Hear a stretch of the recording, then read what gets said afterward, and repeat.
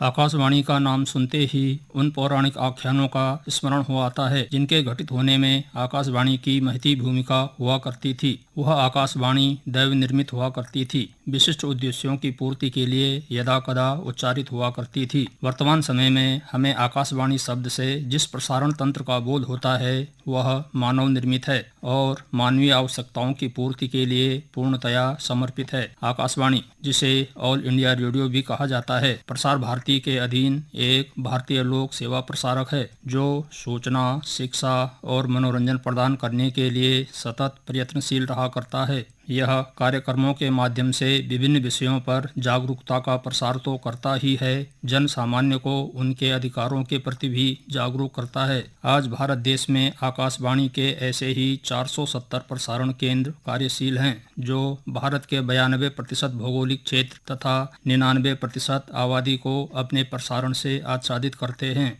23 भाषाओं और 146 बोलियों के माध्यम से सर्वजन हिताय सर्वजन सुखाय कार्यक्रमों का प्रसारण करने वाले आकाशवाणी के इस प्रसारण तंत्र का इतिहास कई दशकों पुराना है। भारत में सर्वप्रथम रेडियो का प्रसारण का प्रारंभ मुंबई और कलकत्ता में सन 1927 में 2 निजी ट्रांसमीटरों द्वारा किया गया था। सन 1930 में आकाशवाणी का राष्ट्रीयकरण हुआ। उस समय इस प्रसारण तंत्र का नाम भारतीय प्रसारण सेवा था, जिसे अंग्रेजी में इंडियन ब्रॉडकास्टिंग कॉरपोरेशन कहा गया। सन 1957 में इसका नाम बदलकर आकाशवाणी रखा गया। वर्तमान में यह संस्था भारत के सूचना एवं प्रसारण मंत्रालय के अंतर्गत प्रसार भारती के अधीन अपने कार्यक्रमों का प्रसारण करती है, जिसका मुख्यालय नई दिल्ली में स्थित है। आकाशवाणी का मुख्य कार्य जन सामान्य तक सूचना, शिक्षा और मनोरंजन पहुंचाना है। अपने आच्छादित क्षेत्र, उससे प्रसारित होने वाली भाषाओं की संख्या, सामाजिक, आर्थिक और सांस्कृतिक विविधता के दृष्टिकोण से आकाशवाणी दुनिया के सबसे बड़े प्रसारण संगठनों में एक है।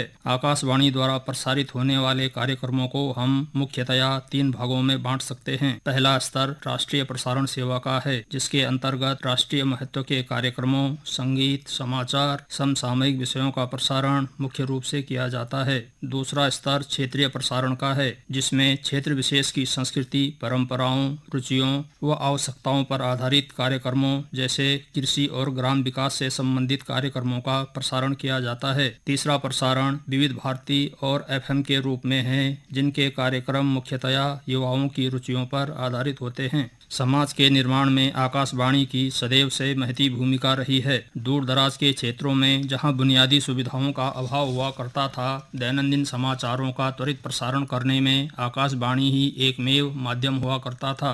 कृषि के महत्वपूर्ण कार्यों में संलग्न सीमांत कृषकों को भी यह आकाशवाणी ही कृषि विधियों की जानकारियां प्रदान करता आया है। स्वास्थ्य के प्रति जागरूकता प्रदान करना हो तो भी आकाशवाणी ही सशक्त माध्यम हुआ करता था।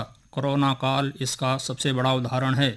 दैवीय आपदाओं जैसे बाढ़, अतिवृष्टि, भूकंप, भूस्खलन के अवसरों पर जन सामान्य को सचेत करने में रेडियो की महत्वपूर्ण भूमिका है। आज भी सामुदायिक विकास के अनेकों कार्यक्रम आकाशवाणी के माध्यम से ही प्रसारित होते हैं, जो क्षेत्रीय विकास से लेकर राष्ट्रवाद की चेतना को सशक्त बनाते हुए चलते हैं। आकाशवाणी से प्रसारित होने वाले इन सभी कार्यक्रमों का मूल उद्देश्य शिक्षा के प्रति जन जागरूकता का प्रसार करना है, मनोरंजन का सुलभ साधन बनते हुए संस्कृतियों का संवर्धन करना है। समाज का कोई भी ऐसा विषय नहीं है जिसे आकाशवाणी ने अपने प्रसारण में शामिल न किया हो। गीत, कविता, कवि गोष्ठी, लघु कथा, व्यंग्य, कहानी, एकांकी, नाटक, समसामयिक वार्ताओं के माध्यम से साहित्यिक और सामाजिक परंपराओं का पल्लवन पोषण करना आकाशवाणी के उद्देश्यों में एक है। मनोरंजन के साथ साथ स्वास्थ्य संबंधी समस्याओं का हल, कानूनी समस्याओं का समाधान, जन कल्याण की जितनी भी योजनाएं सरकारी स्तर पर चलाई जाती हैं, उनकी जानकारियां जन सामान्य तक पहुंचाने में आकाशवाणी ने सहृदयता पूर्वक प्रयास किया है।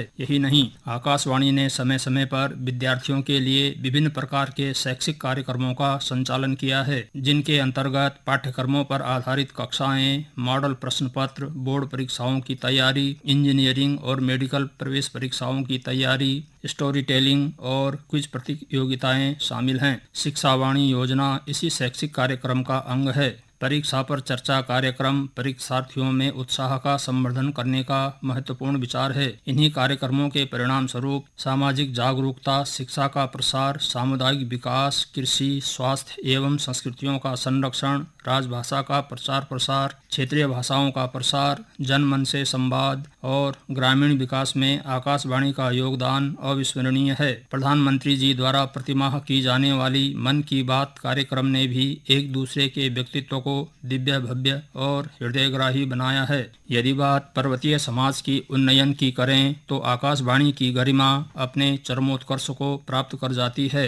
यहाँ पर आकाशवाणी नजीबाबाद का सहज स्मरण हो आता है, जिसकी स्थापना 27 जनवरी 1978 को विशेष रूप से पर्वतीय जनपदों के लिए किया गया था। आकाशवाणी नजीबाबाद से गढ़वाली कार्यक्रमों के प्रसारण का प्रारंभ न्यार द्वार की कार्यक्रम के साथ 27 जनवरी 1978 को प्रारंभ हुआ था। हम आकाशवाणी नजीबाबाद केंद्र से बोल रहे हैं। लीजिए प्रस्तुत है कार्यक्रम ग्राम जगत। आकाशवाणी का यह हृदयग्राही उद्घोष पर्वतीय और प्रवासी जनों के लिए सदैव ही कर्णप्रिय रहा है और इसके बाद सुनाई देने वाला वह संगीत जिसमें ढोल, डमाऊ और मशक की लय मिश्रित होती थी, प्रत्येक आंगन से उठती हुई संपूर्ण वातावरण को कुंजित कर जाती थी। गढ़वाली, कुमाऊनी और जौनसारी भाषा का कार्यक्रम गिरिगुंजन को कौन पर्वतीय भुला सकता है। गांवों की डंडियाली तिवारियों में हुक्का गुड़गुड़ाते हुए सुने जाने वाला शैल संगीत कार्यक्रम का भी अपना ही आकर्षण हुआ करता था। यह वही आकाशवाणी केंद्र है जिसने उत्तराखंड के कई कलाकारों, सांस्कृतिक कर्मियों को विशिष्ट पहचान दी है। श्रीमती कबूतरी देवी आकाशवाणी द्वारा स्थापित पहाड़ की पहली लोक गायिका हैं। इनके अतिरिक्त सर्वश्री नरेंद्र सिंह नेगी, गोपाल बाबू गोस्वामी, चंद्र सिंह राही, दीवान सिंह कनवाल, विजय सैलानी, अनिल बिष्ट, संतोष खेतवाल, वसंती बिष्ट, हीरा सिंह राणा, विशन सिंह बोहरा, रतन सिंह जौनसारी, राहुल वर्मा आदि को स्थापित और विख्यात करने में आकाशवाणी की महत्वपूर्ण भूमिका रही है। जम्मू कश्मीर, लेह लद्दाख और नेपाल जैसे सीमांत स्थलों से फौजी भाइयों और अन्य श्रोताओं द्वारा भेजे गए फरमाइशी पत्रों का उच्चारण करते हुए श्रोताओं के साथ साथ निश्चित ही इन कार्यक्रमों के प्रस्तुतकर्ता भी असीम गौरव का अनुभव किया करते रहे होंगे। आकाशवाणी के प्रति जनमन का ममत्व मुझे तब सही से समझ में आया जब मैं स्वयं एक हृदयग्राही घटना का साक्षी बना। वह घटना जिसने आकाशवाणी के प्रति मेरी सोच को ही बदलकर रख दिया था। हाँ, उस दिन मैं अपनी प्रकृति यात्रा में एक गांव से गुजर रहा था। शाम का समय था। गर्मियों का मौसम होने के कारण रात अभी दूर थी। जब मैं एक घर के आंगन से गुजर रहा था तो पाया कुछ दाने सायाने महिला, पुरुष और बच्चे आंगन में बैठकर रेडियो में ग्राम जगत कार्यक्रम को बड़ी ही तन्मयता से सुन रहे हैं। क्योंकि मुझे इसी गांव में रुकना था, इसीलिए मैं भी सुस्ताने के बहाने वहीं बैठकर उनकी गतिविधियों को देखने लगा। वे सभी कार्यक्रम में इतने तल्लीन थे कि उन्हें मेरे अपरिचित के आने पर भी कोई हलचल नहीं थी। अरे, ये लोग तो गढ़वाली कहानी में तल्लीन हैं। कहानी का शीर्षक था सरगदेदा पानी पानी। कहानी की नाटकीयता के प्रभाव सभी के चेहरों पर चढ़ उतर रहे थे। कहानी बुजुर्गों की कथा व्यथा पर आधारित थी, इसलिए एक बुजुर्ग महिला तो आंखों से बहते आंसुओं के प्रसार को रोक नहीं पा रही थी। कहानी समाप्त हुई तो उन्हें मेरे रूप में किसी अजनबी की उपस्थिति का एहसास हुआ। उन्होंने आओ भगत दिखाई तो मैंने पूछ लिया, कहानी कैसे लगी? सभी ने हाँ में सिर हिलाकर अच्छी लगी मैं अपनी सहमति दी। मैंने कहा, जिसने कहानी लिखी और पढ़ी है मैं उनको जानता हूँ। तो सभी उत्सुकता से मुझे देखने लगे। वृद्धा ने गढ़वाली में कहा, उस बेटे ने जैसे मेरी ही कहानी कह दी है, उसको मेरी तरफ से खूब प्यार कहना। मैंने कहा, कहना क्या है, अभी कह दो, क्योंकि कहानी मैंने ही लिखी है और कही भी मैंने ही है। तो सभी मुझे गौर से देखने लगे।